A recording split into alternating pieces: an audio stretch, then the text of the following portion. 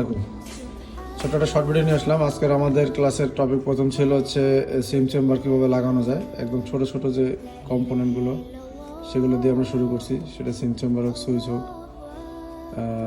তো সিম চেম্বার যেন প্লাস্টিক না পড়ে এই ধরনের সিম চেম্বারগুলো লাগাতে অনেক সমস্যা হয়। এটা খোলা লাগানো, প্লাস্টিক না পড়ে কী সিস্টেমে লাগাতে সেগুলো আমরা দেখানোর চেষ্টা করতেছি। আজকের তারিখ হচ্ছে 12/1/2025। এখন আমরা চেম্বারটা খুলছি, খোলার পরে এখন এটা নলেজে লাগাবো। আগে চেম্বার লাগানো যাবে না, ঠিক আছে? এই যে নরম হয়ে আসবে, এই যে নরম হয়ে গেছে, এই যে নরম হয়ে গেছে, এইবার চেম্বার নিয়ে আসে।